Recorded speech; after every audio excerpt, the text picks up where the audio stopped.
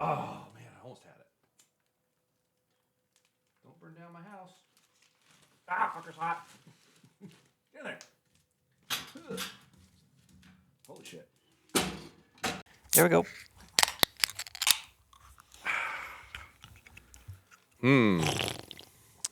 This is my first liquid death experience. MFJJ review coming in hot. Live from the hotline. Doot, doot, doot, doot, doot, doot, doot. Liquid death. Tea / agave / lemonade / vitamins.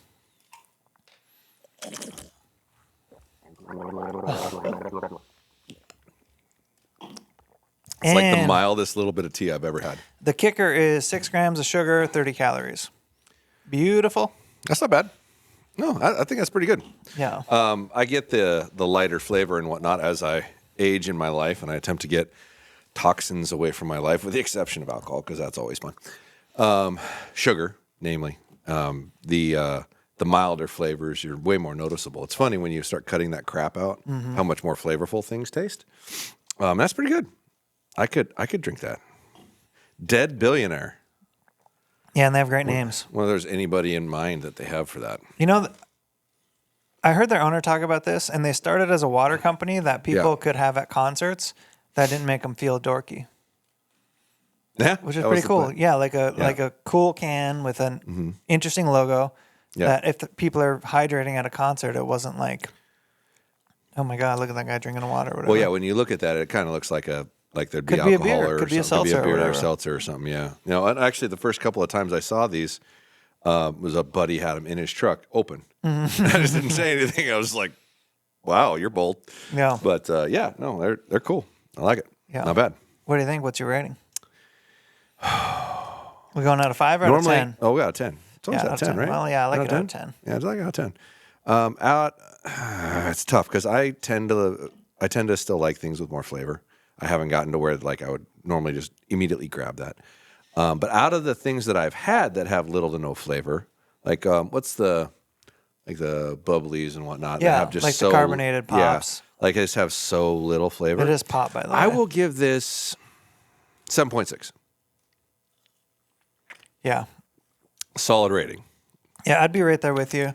I've always had a affinity for tea. That was like what I used to drink. Yeah, I love tea. When I would get a Lipton iced tea after walking 9 holes of golf and play the back nine. And that was what I drank in high school. And Lipton tea is like what I think about when I think about tea. But it's obviously really sugary, and when you get old, like you can't. Do you drink just unsweetened tea? I will a little, yeah, from time to time. It's not something I seek out. Oh, dude, anytime I go to a restaurant and they're trying to give you a soda or something with it, I always look if they have unsweetened tea.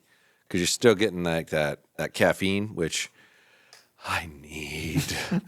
I am a junkie. I will acknowledge it. I have an issue. I have a problem. But according to our country, it's perfectly legal and there's nothing wrong with it. So I'm rolling with that. And there's studies that say caffeine has like things that are good for you. I'm rolling with those studies. Yeah, I know. I might have funded them. Yeah. And also there's studies that show that coffee hydrates you. Yeah. Because it's mostly water. That'd be fantastic. I would love to know that because I drink lots of coffee. Love coffee. But if you have like a conclusion, you could probably find a study that supports that conclusion. Of course, that's how the whole system works. You know, because it's rigged. Like if you're Kellogg's cereal sponsoring a cereal study about why grains are good for you, you're going to get the outcome you want. Scientists might find that it's good for you. Yeah, it's probably hard to keep your job. And then all of a sudden, the grains are at the bottom of the food pyramid. Yeah, before you know it. How did that happen? The same mix for pig feed is what they're feeding you. Like, what? Yeah. Oh, my goodness. That's wild. Speaking of wild, how do you like the first couple days of after the inauguration? You paying attention to that at all? Yeah. Yeah, I've been paying attention. I've been just what orders have been following signed? On Twitter and if you want a great follow what Doge is doing and Elon's responses and reasons for each one. It's like so funny. It's been wild. Yeah, Trump got right to work. Oh, yeah. He didn't screw around. Saw a big old caravan of the fucking military going to Texas and just going to the southern border. Like, yeah, we're going to fix this right now. The one that shocked me the most, so I guess it shouldn't shock me, but I was happiest with that I saw was that they've already taken all the people from the hurricane and housed them. Like those people have been sleeping in tents in the snow, and they're all housed immediately. Well, I also saw something about declaring, not war, but calling the drug cartels terrorists. Terrorists, yeah. Declaring they them- labeled the mafia as terrorists. Declaring that as terrorism. So all I'm hearing from that is like that they're going to be handled like with response, if there's bullshit going on at the border. So I thought that was interesting. The Gulf of America thing, Yeah, I I was think, going is to ask you interesting about that.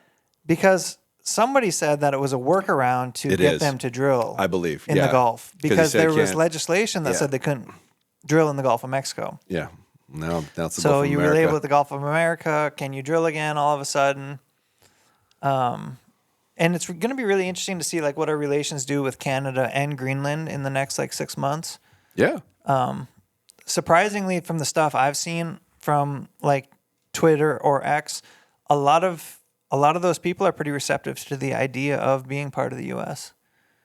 Yeah, it's just Particularly in Greenland. Yeah, I don't disagree with you, but their governments wouldn't allow it. Like they'll lose control, Yeah. right? And I'm sure that has to do with safe transport and natural resources. Yes. Like both of those places are heavy in natural resources, right? So I mean, we would be foolish to not try to annex them if it's possible, but who knows? It'll be really interesting to see where all this goes. It's a crazy time. Yeah. It really is. It's a wild time. Like actions occurring, like saying you're going to do something and doing it. For most adults, it's kind of shocking from a political standpoint because most people run on, their agendas of what they're going to do and they never do it. They get into office and go, nope, we're not doing that. Sorry. It's a bunch of dudes in big suits and sunglasses pulled you in the back corner and explained to you how it was. And that's how that tends to go. So I'm excited. But is Trump's grandson Barron? Is that his yeah, grandson? no, that's his son. His son, his direct son. Yeah, it's his youngest son. One of the things I've been a little more surprised about is how much the media talks about Barron. And like Barron was the one that led the charge for Trump's, like he's the brains of Trump's. You got the kids, got the youth. Yeah.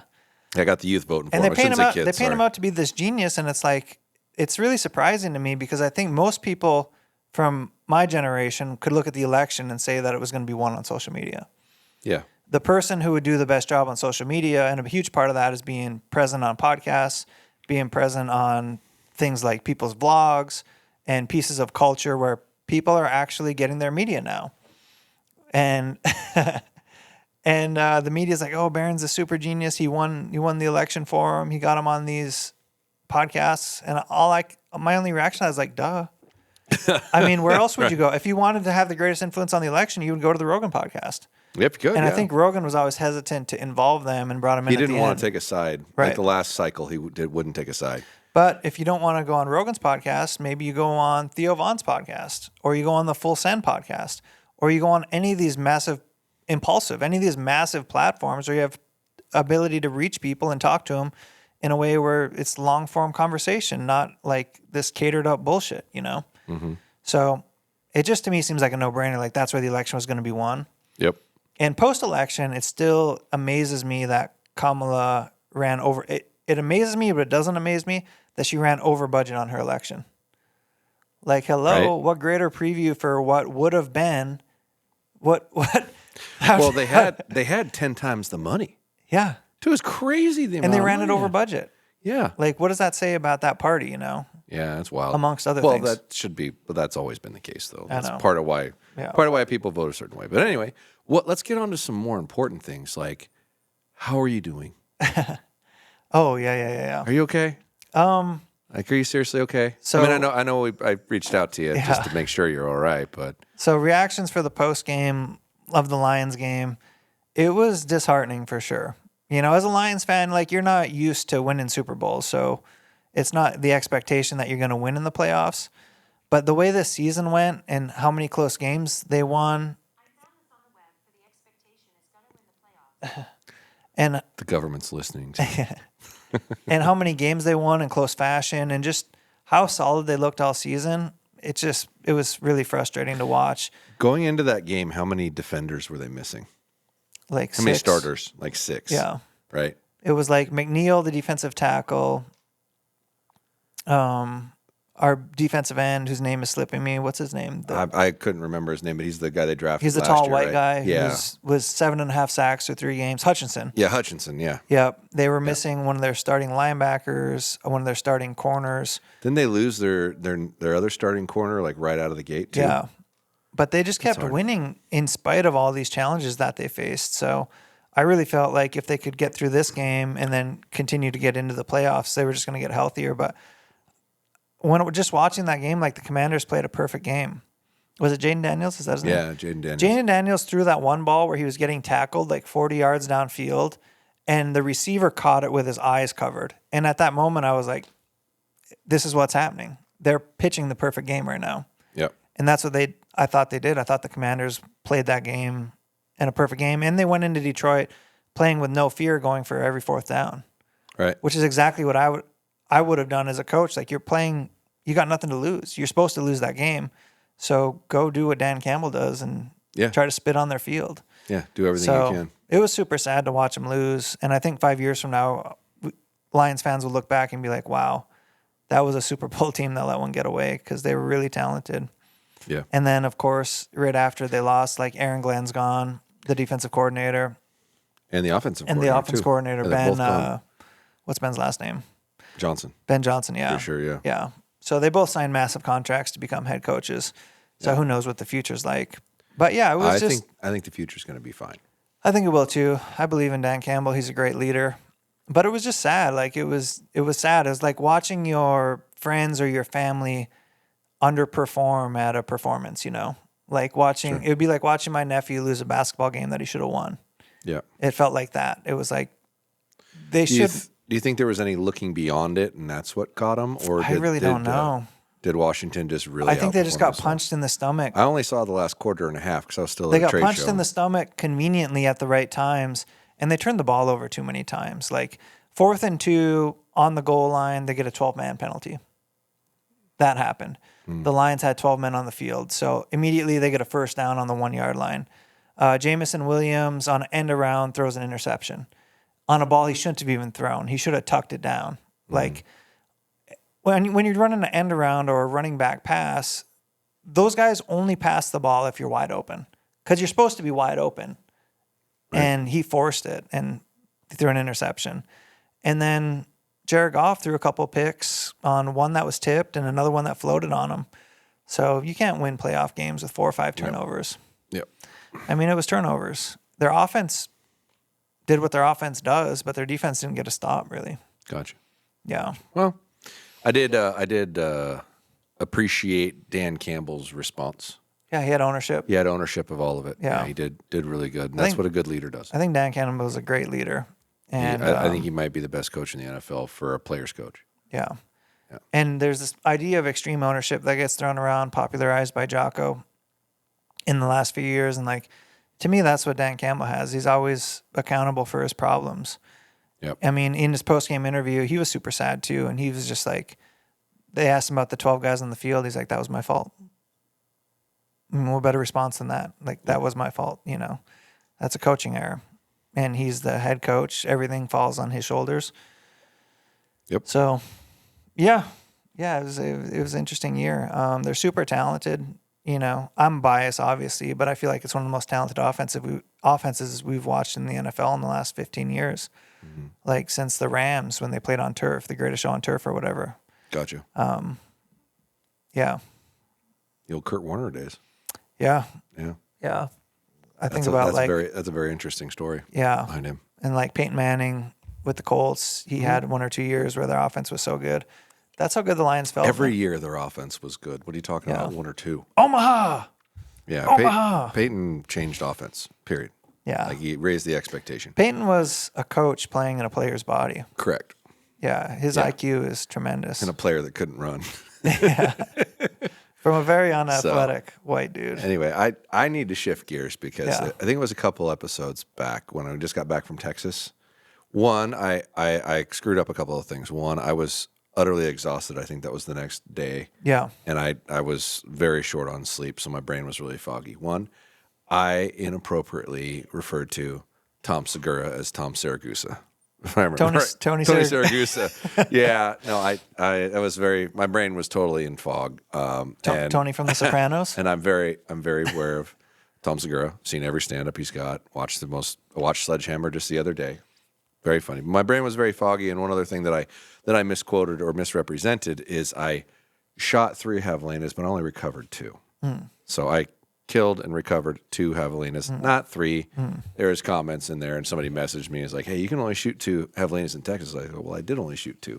I didn't recover the other one. I couldn't find him, so I shot my 2. So just clarifying for all those out there. Yeah, a little. Yeah, little slips of the tongue. Hey, I'm a human, especially when I've on like 3 hours of sleep and been going for a week and a half straight to get that out. But Yeah. I just had to throw my own little disclaimers out there. I actually think one thing we didn't do in that podcast was you never really said, like, what was the broadhead that performed the best?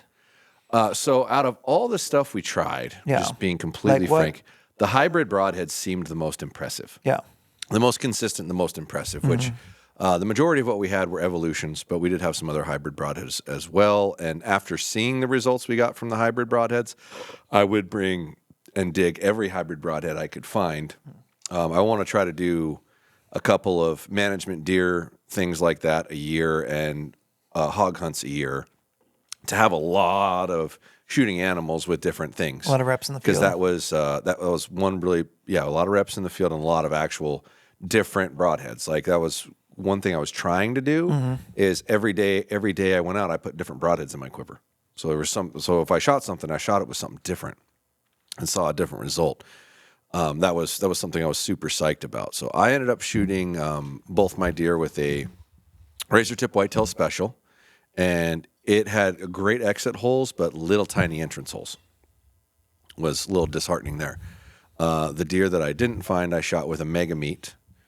And the deer Cody shot, the biggest buck Cody shot, he also shot with a mega meat and barely clipped the side of the heart, and that broadhead probably saved him because it goes out to a 2. The dead meat's smaller; it only goes out to 1.5 inches. But several deer and pigs were shot with an evolution, whether it was a whitetail, what do they call it, whitetail fury, or the Jekyll, whichever one's the mechanical. There's a Jekyll and a hide. One's mechanical, one's fixed. Yep. And the consistent results of a good entrance hole, a good exit hole, and good size were very impressive. So I never really paid a lot of attention to like going to a place and shooting like 10 or 15 things and really paying attention to what your arrows do and what your broadheads do. But it sure taught me a lot, and it like really triggered my brain into wanting to do a lot more of that as much as I could, just to give really good experiences and examples on what things do.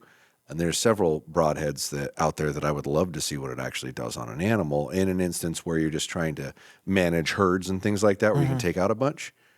I'd really love to do that. But yeah, the hybrid style broadheads seem to be the most consistently lethal. I've always been a little torn in between, and I guess I'm indifferent. I don't have an opinion on if the entrance hole should be big or small. Because the way I kind of look at it is like, okay, for a small entrance hole, we're going to get more penetration. If we're a big entrance hole, and I guess we got a big exit hole, that's the best of both worlds. But obviously, we'd be compromising some amount of penetration if it's going to have maximum friction on the entrance and the exit. Yeah. Right. So like the Schwacker would be an example of typically pretty small entrance from the experiences I hear about. Yep. And then on the backside makes a pretty good hole. So I guess I don't really have an opinion. Do you have thoughts? Yeah, I do. I think they refer to when you have an entrance hole like that as like a slap cutting mechanical. Like I hear that term a lot, and I think that's what they mean. It like slaps the hole open to where you get exaggerated hole sizes on entrance holes. But there's like a Schwacker, the bit of stuff I've done with it, same thing. It's a very small entrance hole. But that, like I said, that razor tip whitetail special, it also like the tip cut a hole, but the blades didn't open until it got inside of it. And I shot 3 different times with that, and it was exactly the same on all 3 of them. Like it was a small hole entry and a big hole exit. Now, granted, the hole in the exit was like gnarly, and I passed through all 3 things I shot at. Like arrow kept going and whizzing beyond it. Like the 2 mature adult bucks that I shot with that thing, my arrow was 20 yards past it. So massive penetration. Like I would almost think you could probably shoot an elk with that head because of how much it penetrated and how easily it went through. And I was just shooting 70 pounds. I wasn't shooting in excess of that. But if I remember right, every hybrid got full pass-throughs too, because the concept of a hybrid is you've got a good solid lead cutting broadhead in it that's getting through the hide quickly, and so I think it weakens the structural integrity of the mechanical portion. I think that's what's going on, and I'd love to test this further. I've got a couple different mental ideas of things that I would do differently in there to see what it would actually do. But yeah, I just can't say enough good about hybrids after that experience. But I almost think you could shoot an elk with one without too much of an issue, as long as it wasn't the bigger hybrid. And the two different evolution ones were, one of them's a larger cutting diameter, one's a smaller cutting diameter. And in the 125, they do make a full steel version, which is nice. But one thing I've noticed about almost every mechanical when you start looking at them is if it's a front deploying, the ferrule is intact, like it's one piece in general, or one big structural thing, whether it's got a tip on it or not. But any of them that are rear deploying, the middle of the broadhead's hogged out, right? So the structural core is non-existent. Yep. And I think that's what gives them like the weak points, or why they're more likely to fail, more likely to bend. And if you were to say, in both those instances, shoot bone, you would be less likely to get through the bone with less structural integrity, right? Because it's going to absorb a lot of that into the broadhead. Yeah, so it'd be like, I thought about putting this in a vise with a gauge and just take a broadhead and push an excessive amount of weight down on it and just see where it collapses at. Yep. And I would guarantee you all those designs are going to cave in on themselves or fold over hard, because there's just not enough mass to support a hard impact, Whereas that's what makes like a fixed broadhead shine, is you're not giving up the structural core of the broadhead to make it function in general. Even when you get down to the light weights, they're normally taking it out of the blade thickness. They're normally not taking it out of the ferrule, to where your ferrule, or the center portion of the broadhead, can really withstand an impact. Yeah. My first kind of foray into the hybrid broadhead idea was I wanted to bring a hybrid broadhead to Canada for that bear hunt, and I brought the Grim Reaper micro hybrid. Yeah, we had some of those down there too. Yeah, which is it's got the tip on the front. That's a pretty healthy size tip, right? Yep. And then it's got 3. Micro hybrid has 2, so it's a fixed blade. Yeah, and it looks like a 4 cut when it's all done. It looks like a 4 cut. You got 2 fixed blades, 2 mechanical blades, and they're opposite, which is the same as the evolutions. There's a fixed blade, and the mechanical's the other direction. And that's got a lot of meat on the front of the head. So I would always be concerned that flying at distance, that thing could be trouble. Or if it hit branches, it could be trouble. Sure. But it did leave a good size entrance exit in the bear that I shot. But the sever, I was actually more impressed with that another guy in camp shot with. He shot it with the wide sever, and he got really good, but really Slap good cut. slash, though. It's just a slash, which I think is the problem with the 2-blade, is it can slash and then it can deflect. Yeah. And then if you lose one of those slashes, you're losing a lot of cutting surface. Right. So, well, in case in point, the mega meat that Cody shot his 165-inch buck or whatever with, it's a big old 2-inch, and it had a good entry, and it barely, like third blade, barely nicked the heart. If that was a 2-blade, the odds of you actually hitting the heart went down a pretty significant amount. So that sometimes having that bigger cut and multiple blades gives you just a better likelihood. The one that really performed really well too in a pure mechanical is the Carnivore. Yeah, like it did amazing. Then it had entrance and exit. Really did. Yeah, so I shot my whitetail in Washington with that 2 years ago, and it was a close shot, and it sounded like a wallop, like it was the watermelon explosion. Yeah, poof, and it did really well. Now that said, Cameron Haynes typically uses that, and he'll shoot it into elk, and he's had success with that. Yeah. I always just figured that, is it really worth the extra drag to go 4? To me, it doesn't really seem like it. Right. It seems like 3 is the sweet spot. It gives you the triangle cut and with less drag. So I don't know. Yeah. But I mean, if a guy like Cam is willing to put it on the front of his arrow and trust it, that says something, right? Sure. Yeah. Yeah. He typically won't use something that he hasn't played with a pretty good amount. And he's been a long time fixed guy too. Yeah, and that was a heavy influence of Wayne. Wayne told him, you need to try this. Yeah. Like, you really need to try this broadhead. Yeah, Wayne's a big Grim Reaper advocate. He is. Well, and I think there's a validity to that front deploying system. I don't know what occurred. I think it was that when mechanical broadheads first became relevant, they were all front deploy. Like the blades came out from the front and rotated around, right? So anytime you'd have a bad experience with a mechanical, it was like attributed to that design. And then Rage came out with the rear deploy slip cam style broadheads where they go backwards and open in that direction. And those got really popular, like, and marketed well and used by lots of, relevant people in the industry, right? So it really grew that. And I think that's where that stigma came from. I don't think there's anything wrong with a front deploying broadhead. I really don't. I think they're perfectly fine. I've shot tons of animals with them. I cannot complain. Would I change certain things about certain ones? Yeah, of course. But in general, I think it's a really solid design. And nobody does a front deploy better than Grim Reaper. Nobody. Yeah, when I think about, as it sits today, who makes the best mechanical, I think about Grim Reaper. Yeah. And then I haven't really personally got to shoot those Evolution ones, but those have piqued my interest.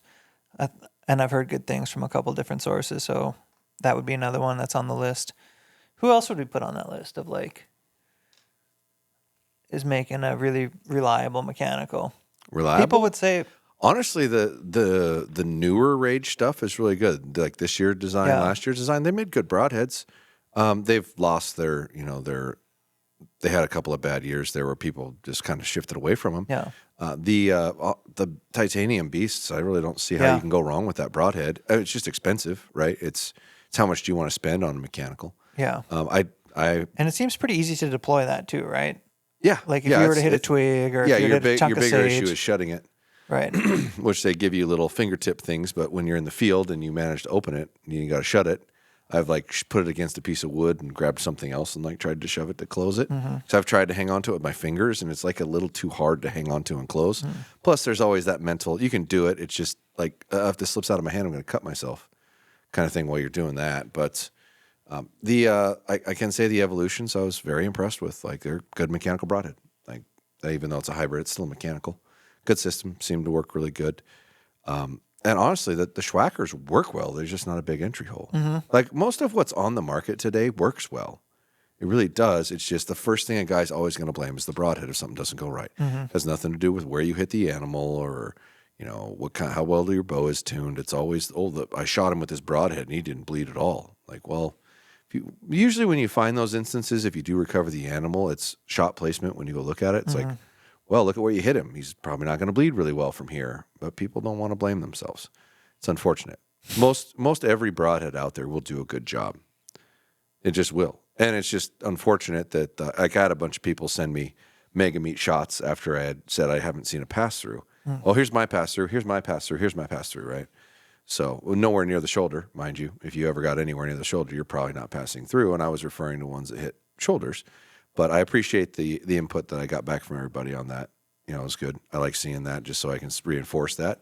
But it sure, if you hit anything reasonably hard, you're not going through, I don't think, with that. Yeah. But great entry holes like that. And that's really that's the thing that you got to really weigh out that's very difficult to weigh out. It's what if you don't pass through? And what if it doesn't leave an entry hole? Right. How are you recovering the animal? Just get really good at following footprints. And pray there's not 30 different animals walking all over that area because it can get hard to follow footprints in that scenario, especially if there were 10 in there when you shot it and they all run off. You got good active running footprints in every direction. But having an entry hole, a good size entry hole, I think is pretty damn important. Yeah, I think so too. So it eliminates half of the broadheads that are mechanical. I mean, I think ideally you say, I want 2 holes. So if you're a low pounded shooter, you shoot something that'll get you 2 holes through the animal. And when 2 holes fail, hopefully the 1 hole that's left is good enough for you to follow. Yeah. Yeah. That's your hope. Mechanicals are pretty much widely accepted from whitetail hunters and controversial for elk hunters. Do you think if you were going to go elk hunting with a mechanical, would you maybe limit your shot selection, or would you have 2 broadheads in your quiver? Well, as a person that's hunted elk for the past 5 years with exclusively mechanical broadheads, I haven't typically limited my shot selection beyond what I would do with a fixed blade. Yeah. I wouldn't try to put a fixed blade through the shoulder of an elk anyway. But would you take a frontal? Yeah. The mechanical I use. Yeah. Because every time I've used a fatal steel, it has acted just like a micro Hades, like a fixed 3-blade, because it's only 1.25 inch cutting diameter. Yeah, so it's not trying to massive. It's not trying to make a massive hole. And I shot one of the javelinas with a fatal steel, and my arrow went zipping through him, hit the ground, shot up in the air, and went like freaking forever. Like it didn't even slow down. So who knows where that thing ended up? I couldn't find it, but it easily had by far the most pass through and continuing on of any arrow that I'd shot. It took off to oblivion fast. So it's all the type of broadhead you're using. Would I take a frontal on a 2-inch mechanical? No. Would I take a frontal period? I still get really nervous in that scenario. I was always taught not to do that. Not saying you shouldn't do that. It'd be more, I really need to focus and study on it a lot to feel good about. Could I hit the right spot? Sure. I'm not worried about that. If it's a frontal, it's probably pretty close. I don't think there's any issue with that, but I'm still not super confident taking a frontal. Yeah. There's still a lot that can go wrong there. Yeah, there's a lot that can go wrong. But if you're one of the born and raised guys and you hunt on the coast and you call in bulls, eventually it's going to present itself where you're going to have a bull staring at you from 5 yards and he's not going to present a broadside shot. So, are you willing to take that shot and can you be lethal with it? And I think a lot of those guys that do call in bulls in tight quarters, they do become okay with that shot. It's obviously situational, independent, but can be very lethal if placed in the right spot. But yeah, it's a controversial one for sure. Should you shoot a frontal from 50 yards? Probably not. Unless you're pushing it. Unless you're Levi Morgan. I don't know, man. That's sketchy. Because a lot can move. I mean, you're talking about maybe a pie plate or smaller than a pie plate a little bit, and then it can move, or it can be. You know how angles work when you're looking at an animal in the heat of the moment. You might be a little bit off on your angle. Right. That happens way more often than anybody thinks it happens. It's wild. Yes. Like the number of times I've shot something and gone, huh?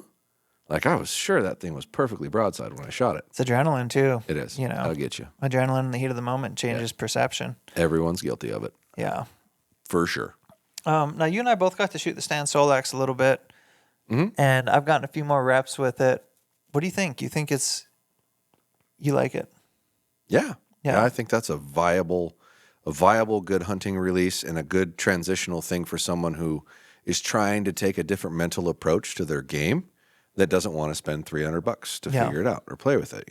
I mean, it's only $20 more than the existing model, and it was already the nicest release for the money. Yeah. Throw another $20 on and get that click in there, son. Click, click. I like it, and I know why they made the click subtle is because that would be the number one complaint if the click was louder. If the click was louder, people would be like, oh, that's going to spook an animal. And you'd have to actually have a really loud click to spook animals. And the click is just very subtle and very tactile. And I wish, if anything, that click was just a little more tactile, or it's soft, And for a guy that's coming off of the trigger punching program, or somebody who was trying to transition off of that, I would like actually a little more click. But I understand why it was made the way it was, because that would be the instant rebuttal: is this thing's too loud for hunting. Yeah, for sure. Yeah. Have you shot many animals with a click? No. Yeah. No. Yeah. I've probably shot. I bet you I've shot 3 or 4 big game animals with the Onyx C. Yeah. The click, and that click's pretty subtle too. It's quiet. Yeah. Hinge. I don't think I even used a hinge. I don't think I ever used a hinge before. I've known lots of people who have. Yeah. I think I shot. No, I take it back. I shot a bear a couple years ago with a hinge just because I was bound and determined to do it. Oh, I remember that. Yeah. Yeah, and that was fine. Yeah. They didn't hear nothing. They didn't react. Yeah. Right. So I think that's a totally viable thing. Even like a traditional click, they don't hear it. Yeah. I love watching Levi shoot stuff because I hear him roll to his click, and then it's usually it's coming. It's like click, boom. And who knows how many animals that guy shot with a click. I don't know. Pretty sure it can be done. I think it's mostly perception too, because where the click is to our ear, right? That's loud. It sounds way louder than you think it is. But if you were 20 yards down range and you made that click, you're not hearing that. Squirrels running trees. I don't know. I just don't think. I think a click would have to be really loud, or it's potentially in a hollow space, like a blind. Gotcha. And it's click, maybe. I don't know. I just think the worrying about the click is, I think it's just hot air mostly. I agree. I know what I mean? think it's an excessively unnecessary concern. Well, it's 2025. Have you picked a bow? Nope.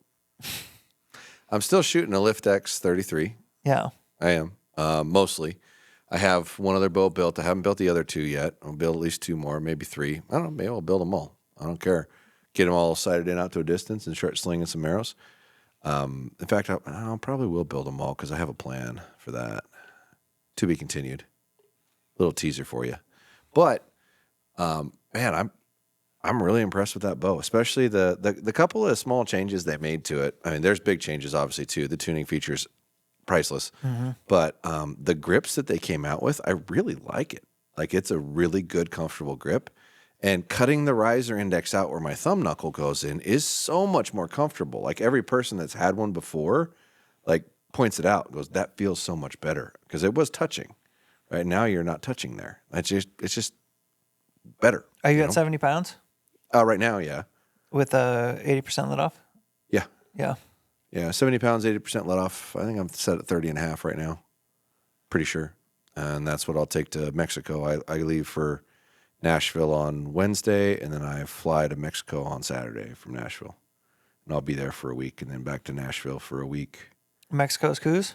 Yeah. With archery? Coos with potential Archery mule deer. Yeah, archery, yeah. Coos with potential mule deer, depending on how froggy I want to get. There's an incurred cost for that one. I don't know how bad I want to spend. I just shot a nice mule deer in Mexico a month ago. I don't know if I really need to shoot another one. But I guess it depends on what it's like. You know, if I'm not having any luck with coos, or I slam a coos on day one, and it's like, oh, you got 6 more days. You want to keep hunting? Oh, dude, those things are like... They're wired. Like, they're wired like, for sound. Yeah, they're like meals on the platter they bring to you, and they're like, oh, would you like that? And you're going to have like a couple shots of tequila or something, and you're like, oh, yeah, I want that. Let's go. Yeah. Or you're going to see one big mule deer, and you're going to be like, oh, my God. I could fit a rocking chair in between his antlers. I got to go hunt that deer. It would be more tempting if I could bring the meat back, but you can't bring the meat back. I know, that's frustrating. But when I like the Texas trip, I drove an hour to a Walmart to buy a disposable cooler, basically, so I could bring some meat back because I had some other stuff I wanted to make. And dude, the airlines charged me $150 for a 50-pound package. Yep. For one. It's like, really? It goes from 0 to that real fast. 0 to 150? Like, good God. Like, so, I was 42 pounds of meat because the cooler weighed 8 pounds. I was weighing everything out because if you know this or not, I bring a scale with me now, period.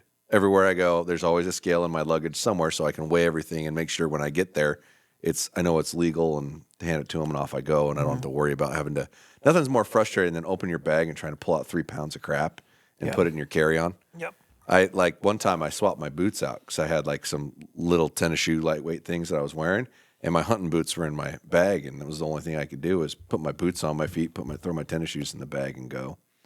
And that was a bitch because then I had to do all my flying with, heavy, warm boots, and take them on and off and go through security. Yeah, that's not fun. But do you know, as a Mexico thing, is it a purchase when you harvest, or is it a purchase when you decide to get the tag? It's a purchase when you harvest. Okay. Yeah, I got to shoot one. Like I could have it standing in front of me and decide to do it then. Yeah. I'm sure if a drop of blood hits the ground, that counts. Yeah. Right. But, yeah. And, we're tossing around close to 180-inch deer as a management deer. Like, that's hard. It's hard to say no to that. So they have tags left over that haven't been used. Oh, that's cool. So, we'll see. So there's options. There's options. Coos are an interesting animal. They're very cagey. They're small targets. Yeah. Yeah. Better stay on your A game with them. Is it going to be is it going to be a stand situation, or? I'm pretty sure it's blinds. Yeah. Over like water and whatnot. Yeah. For the most part, you can get out and chase them around if you want. Yeah. I like being efficient and effective, so I'll probably sit. Oh God, sorry. Whew. Yeah. I'll probably sit and be patient. I don't mind it, and I may or may not try to record it. We'll see. You're sitting there for a while, and like if it's anything like the last one, they like practically drive you right to where you are and drop you off and go. So I don't know why I wouldn't just if I don't got to carry it, bring a bunch of camera gear Try to Right. record it. It's not anymore skin off my neck, and it's something to do. And one bonus of recording is even if you don't decide to publish it, is if you do shoot something, it's really nice to see. Yeah. That was very nice to be able to actually go back and watch exactly where you hit. Because you always think you know where you hit. You don't. But sometimes you're not actually as sure as you think you are. Yeah. Yeah. Camera gear, it's good that way. Mega bonus on that one. It's taught me a lot. Yeah. I went back after just that last little trip where I recorded the Javelina stuff and went back and watched each one right after I shot it. Like, oh, crap. Yeah, got him. Sweet. And I had never watched playback on my camera. I was like surfing my way through the buttons trying to figure out how to do it. And whitetail are so lightning fast that you might think you hit it center body and maybe he ducked 4 inches and you're the top of the lungs. Oh, dude. Like, one of the ones they're lightning. Dan shot. They're lightning. Yeah, I need to figure this out because it was amazing, like watching them duck. Like the arrow's 3/4 of the way there before they even start to duck, and one ducked completely out of the way. Like you put an X on the screen and watch the arrow go, and it went right where that X was, like right in the heart, and ducked all the way underneath the arrow. Like, wild at 35 yards, and he didn't move a muscle until that arrow was at like 25 yards. You could see it coming in the frame. Oh, shoot, there he goes. Wild. I think they're hearing the arrow. Yeah. I really do. I think they're hearing the arrow over the bow. Because the speed of sound, right? It's 1,200, 1,300 miles an hour. I mean, that's like 4 times faster than your arrow's going, 3 to 4 times faster. So when your arrow's a third of the way from the bow, at worst, they've already heard it. Yeah, that's an interesting one. Yet they're not moving until the arrow gets really close to them. And we watched it like 6 or 7 different times. Like, when does he start moving? Click it frame by frame. And you can see the arrow in the frame getting closer, closer, closer. Oh, there he started moving. You see him start to duck. And the arrow's like 5 yards away when he starts moving. It's wild. Yeah. It's neat to see, though, especially in slow motion. And I'm sure there's a separation between when they hear it to when their brain sends a signal to drop. That's, yeah. Right? Is that really another third of the distance? It could be. Or they're hearing it. Yeah. So hard saying. It is hard to say. Has anyone ever done that like dollar bill trick with you where they drop a dollar bill and you see if your reaction time is quick enough to grab it? It's been a long time ago, but yeah. Yeah. And even that's hard, and you can literally watch the dollar bill drop and how fast you react to it. So Yeah. how fast could they react? I mean, it's interesting. Any products that are really like kind of blowing your mind? Stuff that's surprising you? As we lead into the year? Yeah, one that I'm really intrigued with, which we might have talked about this already, but Annihilator's new Broadhead. No, I don't think you've talked about it. Very, very interesting. Nah, I might have said that on another thing that I talked about. One, if you follow the Annihilator Broadhead company, they didn't ship a Broadhead last year. I was shocked that they were even at the show I went to. Like, there's a whole booth set up and all this stuff, and I'm like, I didn't even know you guys were still here. I gave you like a giant order, and I never even got a Broadhead last year. Well, their supplier sent them all Broadheads, and they tested them, and they were breaking. Oh. So they went, well, we can't ship these. And their solution to it was, we're going to buy our own machinery instead of have somebody make them for them. That's a big... And that consumed the year. So you didn't sell any Broadheads the whole year. It's a big commitment. Yeah, you didn't sell any Broadheads the whole year, and you bought a super expensive machine to make Broadheads with. No. So what they came back with looks very impressive, and it is not molded. And their stuff before was molded.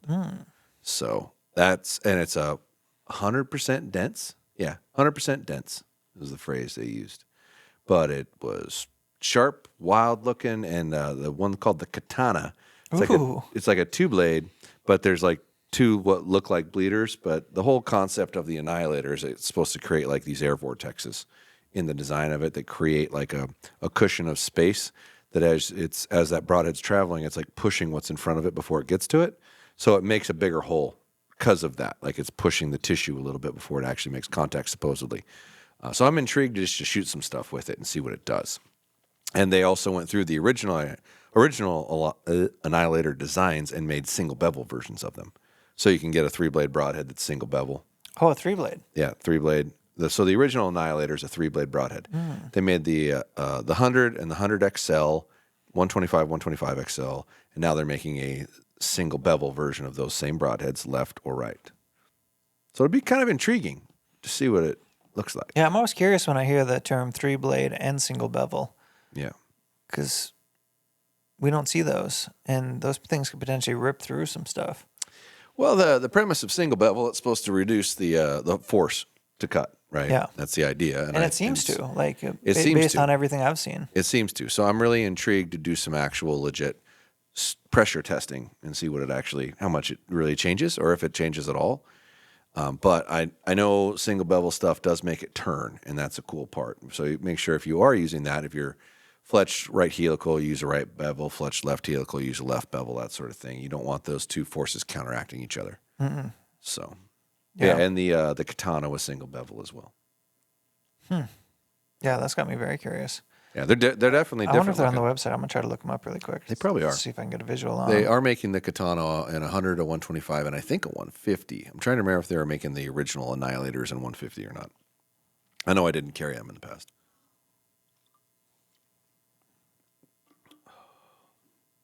They're supposed to be shipping in March, too, if I remember right, what they told me.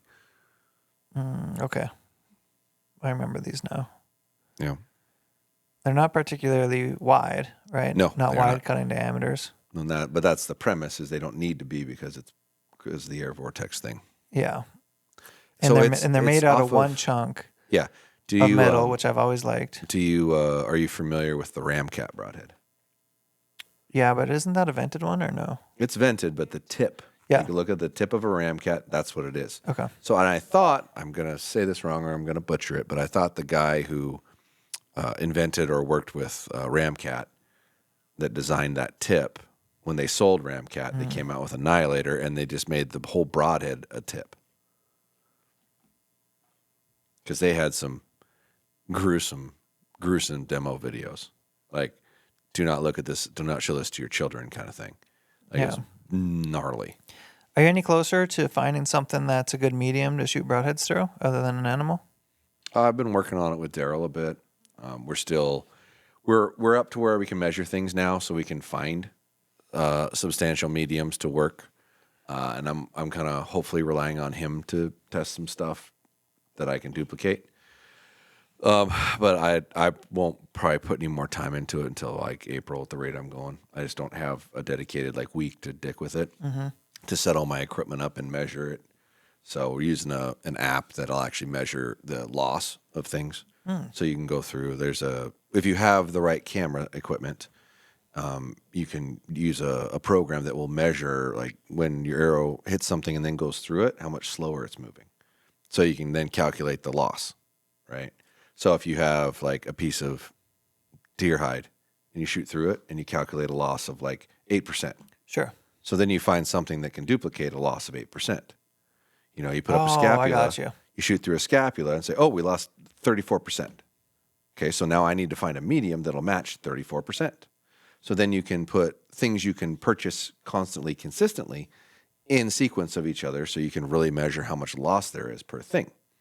Then you can mimic an actual body Yeah. without having to have a body. And a body that's consistent. Like you can't shoot through the side of a rib with one and then the square on the rib of another and then miss the rib altogether with a third and use those results. That does not work for measuring the differences between things. So you need to find like, I'm going to throw some things out there, like polymer cutting board material that has the same amount of loss as a scap, right? This is the main hit of a scap. We're going to say, okay, perfect. Now we've got to find, a thickness of leather that mimics, this amount of loss of skin or whatnot. But you can't use skin with hair because depending on how a blade would catch the hair, you could have more loss one way or another, right? If it just hit it the wrong direction. So you have to have something that's consistent over and over and over. And oddly enough, water and your internal chest cavity has the exact same density. So you should be able to like pour water in the middle of it. And then you'd have a really cool vapor trail through it to watch your broadhead go through it and then go out the other side. Yeah, I've always felt like water I always felt like it was a decent medium, and a lot of people shit on it on the internet.